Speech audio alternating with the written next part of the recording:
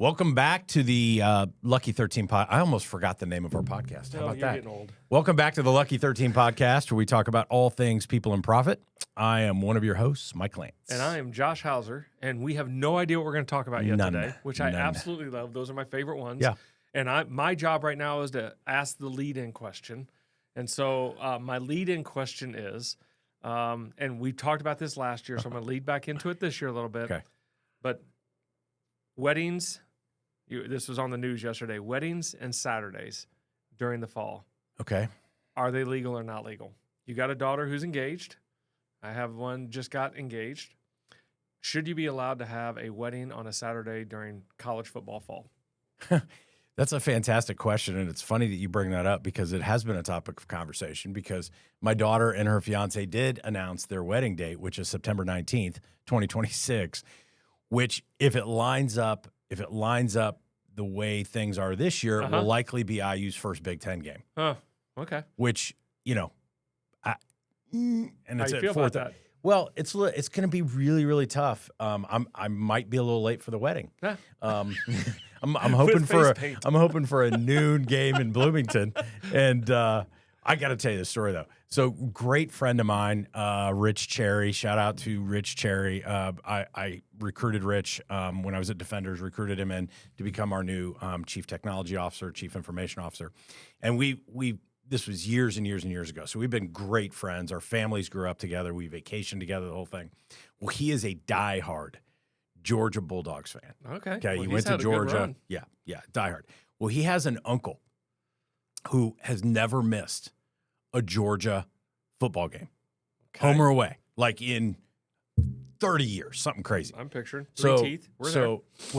Longer than 30 years, really. So then Rich and his fiance at the time, years ago, like 25 years ago, they decide to get married, and they get married during the fall. And it happens to be on a Georgia Bulldogs game day. And so like half of their wedding party went to the Georgia game first. Oh, I'm sure. And then came to their wedding pretty hammered. Oh, of course. Have you been to SEC football? It's a requirement. It's pretty nuts. Yeah. So it's interesting you bring the question up. But, fall is such a beautiful time for a wedding, too. And did you pick Bloomington as the location for the wedding? It makes it No, easier. that would have been really easy. I should Yeah. have talked about that. We could have done a wedding, like a tailgate wedding. Yeah. We could have just done it in the parking lot. Come on. How about that? I got it. Aren't you ordained or something? No, I could hire Kobe. He could come in and he could, married your daughter. Yeah, I'm a heathen. I don't know if that helps. Yeah. All right. Anyway, so shout out. College football started last weekend. The first IU game is this Saturday. Yep. We'll kind of see. We've got 7 home games this year. The first 4 happen before September 20th. Oh my gosh. Yeah, it's kind of crazy. So we play a couple of high schools and then 3 high schools, and then my son will be coaching one of those high schools, so I appreciate that. Thank you. And we have Illinois coming in the first Big Ten game, so we'll see what happens. But it's funny we talk about that because weddings got to have some cash flow. Oh, bro. And this is where this all struck me because as I'm last week we get together EOS community. I know I'm an EOS guy, and so we get together with fellow implementers once a quarter. We call it a QCE, quarterly community event, and we just share. And had the opportunity to listen to a guy named Mark Stanley. Really want to plug his book, Data. If you haven't read the Data book, it's one of I'll just call it's in the Traction library. And of course, Data is one of the 6 core components. And he was able to take that and take us a little bit deeper and really talk about, and I know we talk about all things people and profit, and wanted to break down profit into the cash flow drivers that make profit. And so it's one of the tools we use, but he took us down a couple paths, and I'd love to spend this episode, maybe even a little bit of the next episode, just talking about some of the things I discovered, shared with you, and just see where it unlocks. Because as a business owner of 20 years, and then working with business owners on the regular, what I find is that cash flow doesn't come into conversation, but you can feel it in the room when it's not, if that makes sense. Yeah. We don't talk about cash flow a lot. We talk about the profit statements and EBITDA or, gross margins, what have you, but we really don't get into this cash flow conversation. And then how are you getting that instilled in the organization? And you can tell in a room when it's not running well, and you can tell when it is. And I'm so thankful I got to go through this, and I'm hoping I can share maybe a couple nuggets today that 1 or 2 listeners can take and use.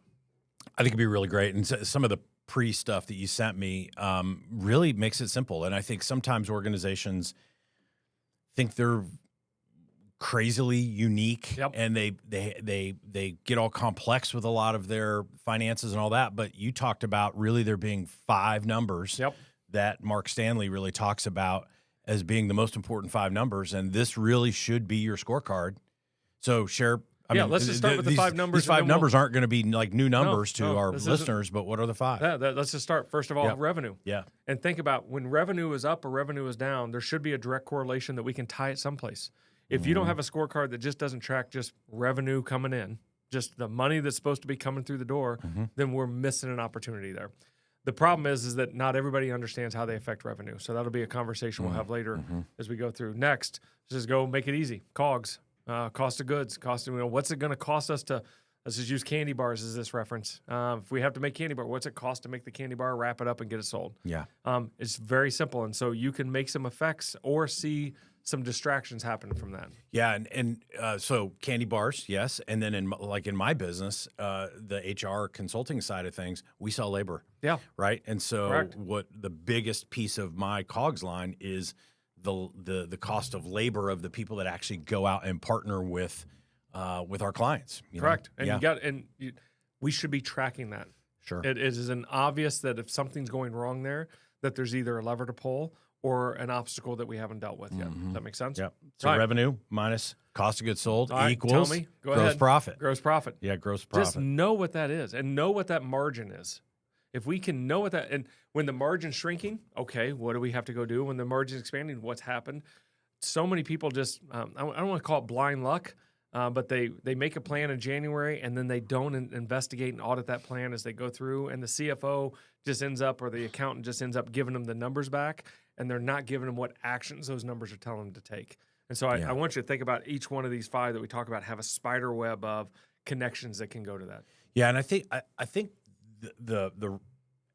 hey, we're gonna go through the other 2, which gets us down to net profit, right? Of course. But I think these first 3 are really, really important because we have to have a really good handle on our on our COGS, because that's what's got to drive the revenue number. Yeah, right. Because absolutely. Because if I go sell something for $100, but to deliver on that $100, it costs me $95.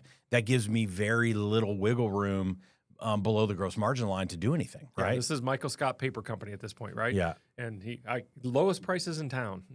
And he could sell all day long, but when they hit the crunch button, all of a sudden they're still not making money doing so. Yeah, so for sure. Let's go to that 4th one, and then I think in future episodes we'll take these apart a little bit more, but let's just use these as a ramp up. Just what is that fixed OpEx? What does that operating expenses look like? And he spent a lot of time talking about the fixed. Now, obviously there's a variable component to that, but the variable component will come and go. We need to be hyper focused on that fixed and really know what that is on the regular. That's the predictability. And if that's having any adjustments or swag to it, all of a sudden we're like, well, it's actually not fixed, and why isn't that? Yeah. Does that resonate to you? Yep. And then last, just your net operating income. Yep. I just want us to think about if we had these 5 clear, and read those 5 to me real quick. So revenue. Uh-huh. Okay, so that's the dollars in the door. And I want to come back to in just a minute this accrual versus cash view of all of these things, right? So you got revenue, then what does it cost you to implement the revenue that you sold? That's your cost of goods sold, which then revenue minus cost of goods sold gives you your gross profit. Yep. And then you have your operating expenses, both fixed and variable operating expenses. Absolutely. And then that gives you net operating income or your net profit. Just think, if I had those 5 and I knew those, like I mean, it's cold. I know exactly what they are at any time. Anytime those go off, I should automatically know this is where I have to go look to fix that, or this is where I got to go look to enhance that. Yeah. Does that make sense? And so what happens is we look at these 5 and we don't actually then tie those back to actions. And in this conversation we'll have today, to seats, to how they affected how many people you have in your organization. How does each person affect something that's going on that, and what can they do to make a positive or negative impact? Yeah, so before we move on to that, let's talk about this accrual versus cash thing. I mean, everybody listening here knows the difference, but let's just, for the 5-year-olds that listen, so accrual basically does not take into any consideration any cash collected. No. So if I go sell a deal for $100,000, then I've got a $100,000 sale. And then if I bill out 10 of that this month, then that counts as revenue. That $10,000 counts as revenue, whether I've collected or not, in accrual. Correct. Right? Okay. Cash only counts when you get the cash. Most people, well, I shouldn't say most. A lot of small businesses, they do their taxes based on cash accounting, but a lot of times they look at their financials based on accrual. And they don't line up. They don't, and the challenge is then you could run out of cash. Correct. Because if you're not doing a good enough job collecting it, or you got slow payers, or you got whatever it may be, then you run out of cash, and we all know cash is king, and we got to be able to have that. We can't make investments, we can't make payroll, whatever. Correct. Yeah. Yeah, not having a war chest of cash is critical, right? Yeah. And I see this a lot with people who have big quarterly. Let's say they have a software package, and it costs them $100,000 a year, to your point, and they pay it on a quarterly. So they pay $25,000. Well, they've accrued that expense out all the way out, so their profit margins each month look good. But then in April and in July and October, when they have to make and write that check, that $25,000 check, all of a sudden cash is tight. Yeah. Well, the profit says that we're doing great. Well, Yeah. that does say you're doing great. Yeah. But you haven't accounted for how your money's coming in and going out. And if you don't control your cash, somebody else will. Yeah, I do like I like looking at cash and accrual. Okay, because one of the things that accrual does that I particularly like is it shows the value created in that period. I love it. Right, whether I've received the cash or I've not, it shows me. So how much value is created by the team or Correct. something like that in that period of time. But I think having a balanced approach and looking at both of them is a Yeah, must. and and to your point, just it's not that one's better than the other. It's understanding how they run, Yeah. how they run together. Yeah, they do. They're wonder twin powers. Yeah. And if you activate them correctly, you can form an iceberg. And you probably don't remember that Justice League a long time ago. You Yes. wake up on Saturday mornings and watch that. Yeah. Yeah. So And so I would say that you've got these five, and then this if you're addicted to looking at things from an accrual perspective, the other one you want to look at is your accounts receivable. Yeah. Like your AR statement over time, That's a so real that you thing. really understand where your cash is. And I was with the team yesterday that talked about the biggest impact that we've made over the last 2 years is that we changed how their accounts receivable was handled and how they collected it. Just collecting that cash 45 days earlier changed the outlook of everything else. Yeah, Everything. If you look at it as their accrual statement, everything's the same. But because they're collecting that money earlier, they have a different kind of power at this point. So what's coming to mind is kind of a sidebar, but it's great to have a credit line. My business has a credit line and that sort of thing. But if you're having to borrow money, waiting on money to come in, then the money you're waiting on to come in is actually less valuable. Yeah. Okay. And you just probably decrease the didn't. value. You've just decreased the value. But then also when you have something happen like has happened over the last couple of years, where money was really cheap, like most line of credits are interest only. And so if you're paying, 2%, 2.5% for your interest only line of credit, and then all of a sudden it goes up to 8%, which we saw happen, that's real money. And if you've got $1 million out on that line of credit, just waiting on cash to come in the door, it reminds me of in my first business that I owned, we did a lot of business with big companies. And they would put you on these crazy terms. Well, the people I was working with, the people I had to pay and all that, they weren't waiting 90 days. No. And so I went to those big companies and I said, hey, listen, I'd rather be on 30-day terms. They're like, no, you're going to be on 90. And I'm like, okay, I'm going to put a cost of cash in it. And they're like, fine. They were totally fine paying that. Yeah. But a lot of businesses don't think about it that way. You got to challenge that. And it's worth going to have that conversation. Yeah. So if we're going through, whether it's in our L10s or some of these are lag measures, right? Correct. And so we got to be a little careful we have to understand what are the lead measures that play into all of these. Correct. Okay. But these are 5 things we really want to look at. But we're looking at these, and I like you expand a little bit more on this. If one of them's off, we've got to know the place we want to go 100%. in order to improve them. Say more about that. What I think about, picture spider web, and these 5 things are on the board, and first of all, each one of these has to have an owner.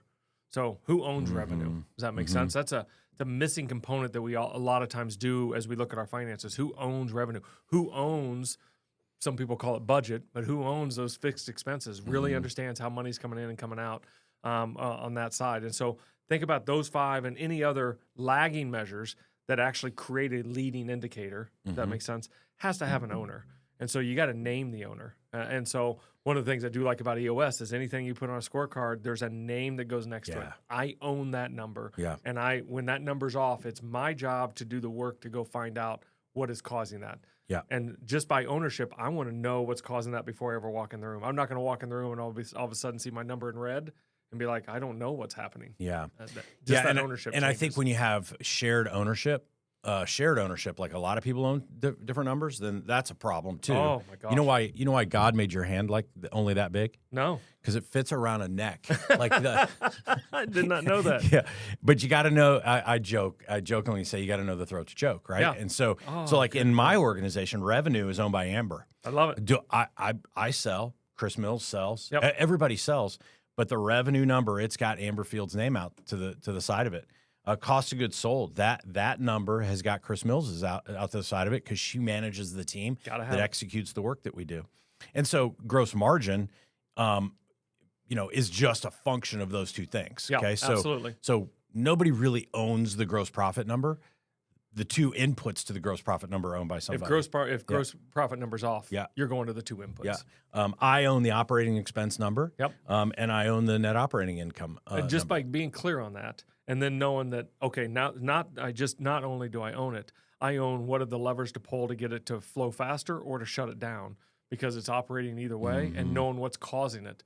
Because that's telling you that there needs to be an action taken. Yeah. Does that make sense? Yeah, and I think what's causing it is always great to figure what's causing it and what are the levers we have to throw to fix it. That's it. That's always a lot harder to do when things are going wrong, rather than thinking through to say, okay, have a plan ahead. If COGS gets out of whack, in my business, it's because we don't have enough business to bill out the labor that we currently have.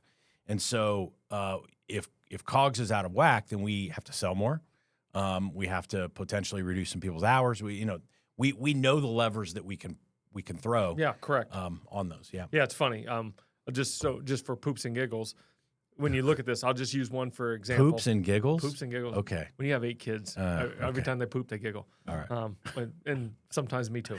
Different story. All right. All right. So let's just talk about 5. Like, these are just so basic. Yeah. But if one of these were off, what if we just had 5 quick levers we could look at? Yeah. Does that make sense? Mm-hmm. So example, we got to drive some cash flow. So that's just first thing we could do, especially in your business, labor, you could just raise your hourly rate. Yeah. This is what raise our prices. Right now, I'm looking at our gross profit margins. Our revenues coming in aren't matching the COGS. Our lines aren't looking good. Cash flow is not matching. And so this is the simplicity, to your point of saying earlier, this is what would that look like and what would it affect our market conditions? Does that make sense? And if you're selling labor, you have to raise those rates if you plan on giving any of your employees raises. Yeah. Right? Because if I'm selling somebody's time and all of a sudden that person earns 5% more per year and I don't raise my rates, then it's going to dig into my gross margin. And if you don't raise their salary, their inflationary rates catching up with them, and now you've devalued what they're doing. Yeah. It's that whole circle of life. It really ties back into that Q12 conversation we had about earlier about stay hires. Yeah. Another thing, and to your point of labor, what would it do if we increased our product prices? I mean, so simple, but have we actually spent time and think about that? Scarcity model says, oh my God, people won't buy it. Well, that scarcity model also could end up killing your business because you're not willing to go out and say, I'm going to create a different value. And then because of that, you have to know why you would increase that value. You got to take some time and homework on that. On product, though, like we've talked service, but on product, maybe you have to go renegotiate the deal that you have. So you gave the example of candy bars. It's an easy thing, right? So if I sell a candy bar for $1 and I'm buying it for 50 cents, then maybe I can go to the person that I'm buying the candy bar for and renegotiate that price. And if they won't, maybe I find another supplier. i.e. Costco. Yeah. Right? We'll buy it in bulk, but you're going to drop my price, or I'll find a different supplier. I mean, essentially, we're going through that right now with tariffs all over the place. Yeah. My wife owns a retail store. And pretty much 100% of her products are sourced from overseas, and probably most of them. And she went through that whole thing. She had to raise her prices. I want to take this next one. I'm going to shorthand it. I would love to do a whole episode on this one. Okay. The stop unnecessary discounts. I see this in a lot of my teams with sales. Is that they're selling XYZ widget for $100. Josh, if we can drop it down to $80, I can sell more of them. And so they drop that 20%, but they don't see the long-term effects on that. That 20% actually has a 40 to 50% acumen on their gross margins, their gross profit, because they don't see that all the way through. They think of the cash flow coming in, just the quick cash, and don't see the whole picture of that. And I loved it. There's a mathematical equation that we can play with on that. Yeah. We won't do that today. But the unnecessary discounts to make the sale, I see that a lot of sales teams that are living a little bit like, we got to sell to hit goals. Yeah. And they don't realize by hitting their goal, they actually hurt their margins. Yeah. Does that make sense to you? Yeah. So we'll do that one a little deeper. Anything to add on that? No, I don't buy the whole, if we drop price, we could sell a lot more. Yeah. Right. I think then it just becomes a race to the bottom. And I think people really have to understand the value, whether it's a product or service. They need to understand their value, and they need to stick by that. And that's it. Now, we in our organization, we don't discount our services. We will lower our prices, but you get less service for Correct. it, right? And so that's an important thing. So I love it. you talked about you raise your revenue, get rid of discounts, really taking a look at the cost of goods sold. Last two are pretty easy, yeah. But I think this is important. Can you go to your whole company and ask everybody? I'm going to put these two together. Ready? One is, what are the obvious cost cuts? There's so many things. The running joke is, if you go to your phone and look at how many subscriptions you have, that's a real thing in companies. Yeah. When you go through and you look at every division, you have every division leader and then every seat inside that division, take a look and say, well, we don't need this anymore. We used to use this, or we only use this, once a year or twice a year. You start asking those questions. There are savings out the wazoo that sometimes are just tough decisions that we have to make. Yeah. And I'm saying, again, these are 5 easy things. This can apply to your own personal budget. Yeah. And then last, what is the waste or rework? Boy, I'm going to be cautious on this one. Maybe a totally different episode. The conversation was had that for every time you have 2 employees that leave, can you replace that employee with one and an AI bot, if that makes sense? Or if you have, let's say you have 2 employees that leave and they're both making $50,000. Okay, that's $100,000. Could you go hire one for 75 and get actually more than you got with those 2? Absolutely. And they're Especially making when more. You know what their capacity was. Yeah.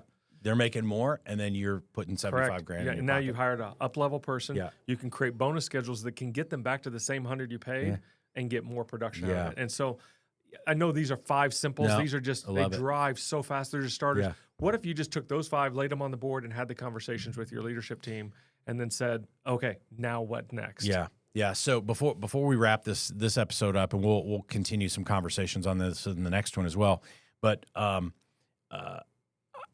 we're going through this process ourselves, and there's this subscription that we've paid for the last 3 years. We were in a 3-year contract. It was $15,000 a year, and we need the subscription. We need we need what this does. But I was like, okay, the world's a lot different than it was 3 years ago with AI and stuff like that. And so I really challenged our CMO to go and try to find an alternative to it. And at first there was a little bit like, there's probably not an alternative. We started looking into it. We found an actual better solution for $5,000 a year. Yeah. And it's a better solution.